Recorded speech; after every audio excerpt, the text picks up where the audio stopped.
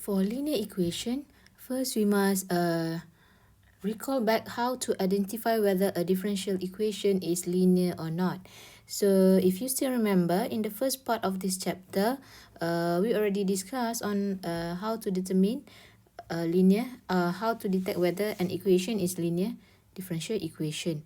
So for a linear differential equation, first of all the dependent variables and its derivative must be of exponent 1, means of power 1, and then all the coefficients must be in term of the independent variables only. Okay, so the general form of the first order linear differential equation, so we call it first order because the highest derivative is dy dx. Okay, so this is the general form. Okay, so dy dx plus pxy plus qx. Okay, so the important thing is that you must to obtain the value of px, you must make sure that the sign here is plus. Okay, all right, so how to solve a linear equation? Okay, so we will go step by step of the method by when we solve the first example.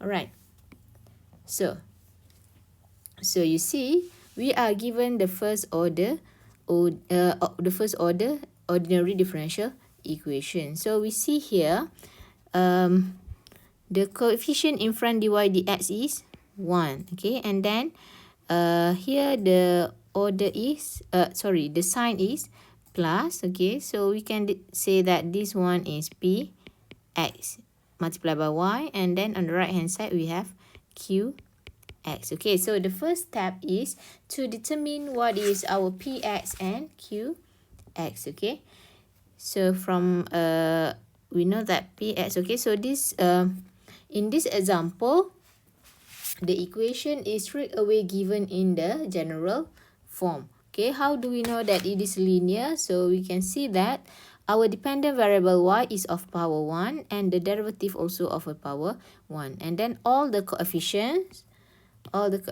here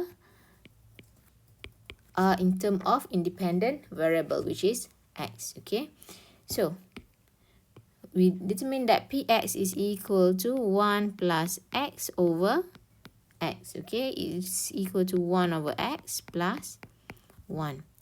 Okay, remember, again, I would like to repeat that you can separate the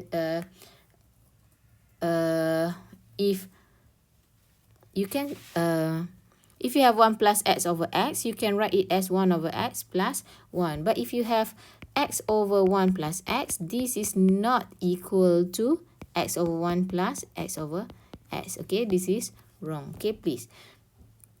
Okay, so qx is equal to exponent x over x. Right.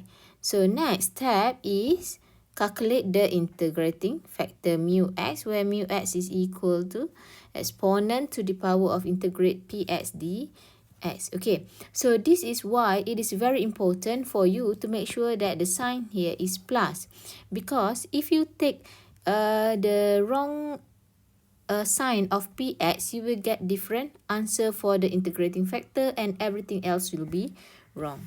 Okay, so mu is equal to exponent integrate px dx. So exponent integrate 1 over x plus 1 dx.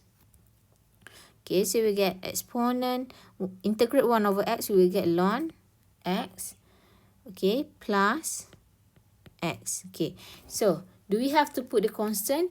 Okay, you can omit the constant here because if you have a constant, at the end later you will have another constant, right? And so by the rule of exponential, if we have exponent to the power of addition, it is equal to exponent ln x multiplied by exponent x. Okay, so exponent ln x is equal to x. So we get exponent x. So this is our integrating factor. Okay, so next write the equation. Okay, so you must write the equation in the form of d dx mu y equal to mu q. Okay, so write down the equation. So we have d dx mu y equal to mu q. Okay, so we have d dx. So our integrating factor mu is x exponent x multiplied by y equal to x exponent x multiplied by q, which is equal to exponent x over x. So we can cancel out x. Alright, so we bring d dx to right hand side, we do integration, because integration is an antiderivative. So x exponent x y equal to integrate exponent x multiplied by exponent x is exponent to x dx. Okay, so we have x exponent xy is equal to exponent 2x divided by 2 plus a constant c. Okay, so we obtain that y, therefore our y is equal to 1 over, so we divide x exponent x multiply by exponent to x over 2 plus c. Okay, so our final answer is y is equal to, so exponent to x divided by exponent x, we will get exponent x over 2x plus c over x exponent x. So this is our final answer.